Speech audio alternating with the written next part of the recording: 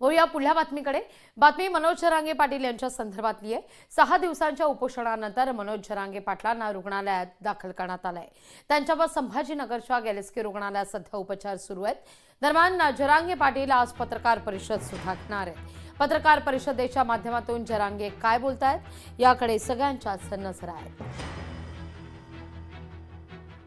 या सगळ्याविषयी अधिक जाणून घेणार आहोत। आपले प्रतिनिधी सचिन बडे आपल्या सोबत जोडले गेलेले आहेत। थेट जाते सचिन यांच्याकडे।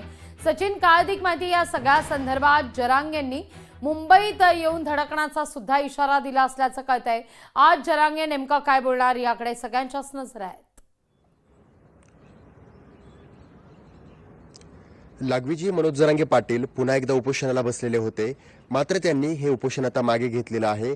त्यांच्यासोबत जे काही सहकारी उपोषणाला बसले होते त्यांनी सुद्धा उपोषण मागे घेतल्याच्या नंतर छत्रपती संभाजीनगरमध्ये ते आता उपचार घेत आहेत। मात्र त्यांची जी प्रमुख भूमिका आहे, जी काही प्रमुख मागणी आहे ते म्हणजे ओबीसी मधून मराठा आरक्षण देण्यात यावं, त्या मागणीवरती अद्यापही ठाम असल्याचं पाहायला मिळतंय।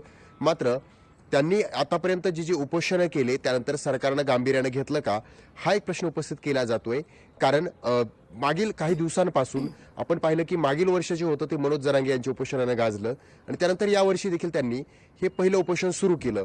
मात्र या उपोषणाच्या माध्यमातून सरकारचं किती लक्ष केंद्रित करण्यात त्यांना यश प्राप्त झालं हे पाहणं महत्त्वाचं असताना आज पत्रकार परिषद ते घेऊ शकतात आणि या माध्यमातून त्यांची पुढील भूमिका काय असेल किंवा सरकार त्यांच्याकडे लक्ष देतंय का नाही या विषयावर देखील चर्चा केली जाऊ शकते।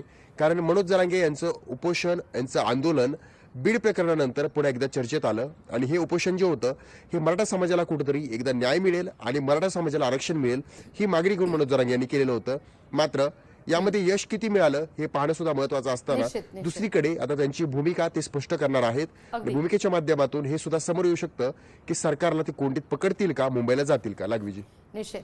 सचिन, तुर्तास धन्यवाद तुम्ही दिलेल्या या माहिती करता। लोकशाही मराठी ऐका, पहा, जागरूक रहा।